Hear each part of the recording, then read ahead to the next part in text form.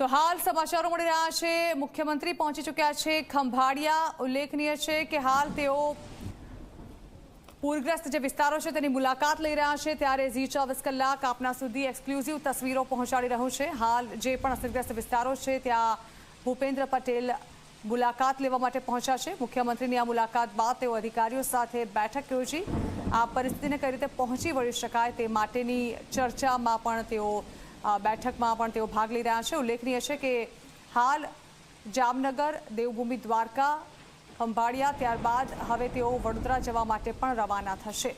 હાલ જે તેઓ પૂરગ્રસ્ત વિસ્તારોની મુલાકાત લઈ અને ત્યાંના જે અસરગ્રસ્ત લોકો છે તેઓને કઈ રીતે મદદ પહોંચાડી શકાય તે માટેના કામમાં પૂરું તંત્ર લાગી ચૂક્યું છે ત્યારે મુખ્યમંત્રી હાલ ખંભાળિયા પહોંચી ચૂક્યા છે। તો મુખ્યમંત્રીએ વિવિધ વિસ્તારોની મુલાકાત લઈ તેનું હવાઈ નિરીક્ષણ કર્યું હતું। જો કે ચારે તરફ જે આકાશી તસવીરો સામે આવી રહી છે ત્યાં વિવિધ જે વિસ્તારો છે જ્યાં પાણી ભરાઈ ચૂક્યા છે તે અસરગ્રસ્ત વિસ્તારોની મુલાકાત લઈ અને ત્યાં કઈ રીતે મદદ પહોંચાડી શકાય તે માટેના પ્રયત્નો હાથ ધરવામાં આવ્યા છે। આપ જોઈ રહ્યા છો જામનગરથી સાંસદ પૂનમબેન માડમની પણ ઉપસ્થિતિ જોવા મળી રહી છે। બનતી તમામ મદદ લોકો સુધી પહોંચાડવામાં આવે અને જલ્દીથી જલ્દી રાજ્યમાં જે પૂર જેવી પરિસ્થિતિ પ્રવર્તી રહી છે તેમાંથી જે અસરગ્રસ્ત લોકો છે તેમને બહાર કાઢવામાં આવે તે માટેના પ્રયત્નોમાં તંત્ર લાગ્યું છે અને તેના ભાગરૂપે હાલ મુખ્યમંત્રી અસરગ્રસ્ત વિસ્તારોની મુલાકાત લઈ અને ત્યાં અધિકારીઓ સાથે બેઠક યોજી લોકોને વધુમાં વધુ મદદ કઈ રીતે પહોંચાડી શકાય અને આ પરિસ્થિતિમાંથી બહાર જલ્દીમાં જલ્દી કઈ રીતે આવી શકાય તે માટેના પ્રયત્નોમાં લાગ્યા છે। હાલ તેઓ ખંભાળિયા પહોંચ્યા છે। જામનગરના વિસ્તારોની મુલાકાત લઈ ત્યારબાદ તેઓ મધ્ય ગુજરાત તરફ જવા રવાના થશે।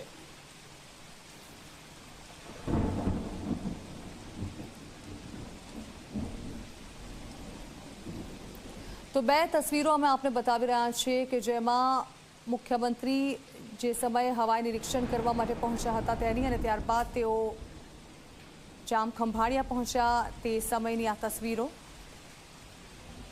લગાતાર જે 3 દિવસથી રાજ્યમાં ભારે વરસાદી માહોલ છવાયેલો છે તેને લઈને મુખ્યમંત્રી દ્વારા બેઠકોનો સિલસિલો ગાંધીનગર ખાતે પણ યથાવત રાખવામાં આવ્યો છે અને ત્યારબાદ હવે તેઓ વિવિધ અસરગ્રસ્ત વિસ્તારોમાં મુલાકાત માટે પહોંચી રહ્યા છે અને જ્યાંથી તેઓ હવાઈ નિરીક્ષણ કર્યા બાદ વિવિધ અધિકારીઓ સાથે બેઠક યોજી રહ્યા છે।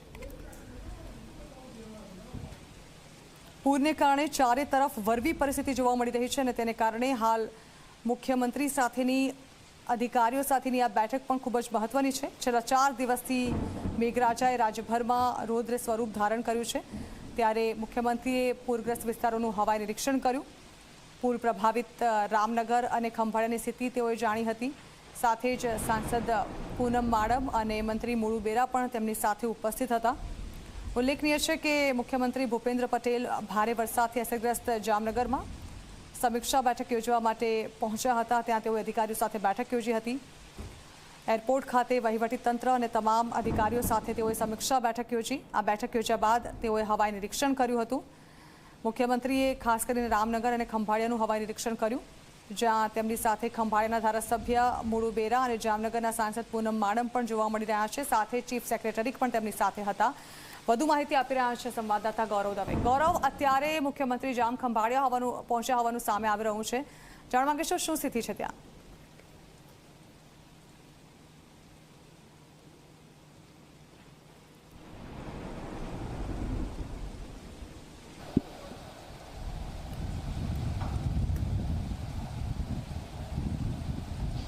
ચોક્કસ જ ઝરણા, જે રીતના જામનગર, દેવભૂમિ દ્વારકા અને વડોદરા સૌથી અસરગ્રસ્ત વિસ્તારો છે ને ખંભાળિયા ખાતે મુખ્યમંત્રી જિલ્લા સેવા સદન ખાતે પહોંચી ચૂક્યા છે। ત્યાં તમામ અધિકારીઓ સાથે તેમની બેઠક છે તે કરવામાં આવશે। સાથે જ ખંભાળિયામાં 5 દિવસમાં 38 ઇંચ કરતાં વધુ વરસાદ છે તે વરસ્યો છે। વરસાદના કારણે ઉદ્ભવેલી જે સ્થિતિ છે તે સમીક્ષા માટે સીએમ પહોંચ્યા છે। કલેક્ટર, ડેપ્યુટી કલેક્ટર, મામલતદાર સહિતના અધિકારીઓ છે તેઓ બેઠકની અંદર ઉપસ્થિત છે। બેઠકમાં માર્ગ અને મકાન વિભાગના અધિકારીઓ અને ઉર્જા વિભાગના અધિકારીઓને પણ હાજર છે તે રાખવામાં આવ્યા છે। આરોગ્ય અને અન્ય વિભાગના અધિકારીઓ છે તેમની પાસેથી પણ સમીક્ષા છે તે કરવામાં આવશે। સાથે જ મુખ્યમંત્રીને દેવભૂમિ દ્વારકા જિલ્લાના જે કલેક્ટર છે કે તેમનો એક કડવો અનુભવ થયો હોવાના સમાચાર છે તે સામે આવ્યા છે। કલેક્ટર કચેરીની લિફ્ટ બંધ હોવાથી મુખ્યમંત્રી દાદરા ચડી અને કલેક્ટર કચેરી ખાતે પહોંચ્યા છે। ત્યાં અધિકારીઓ સાથે તેમની બેઠક છે તે કરવામાં આવશે. કલેક્ટર કચેરીની અંદર જે રીતના મુખ્યમંત્રીની સમીક્ષા બેઠક છે તે યોજવામાં આવી રહી છે. 944 mm જેટલો વરસાદ રાજ્યમાં સૌથી વધારે જો પડ્યો હોય તો તે દેવભૂમિ દ્વારકા જિલ્લાના ખંભાળિયાની અંદર પડ્યો છે. 5 દિવસમાં 944 mm જેટલો વરસાદ વરસી ચૂક્યો છે અને હજુ પણ આ વિસ્તારની અંદર સતત વરસાદી માહોલ છે તે જોવા મળી રહ્યો છે.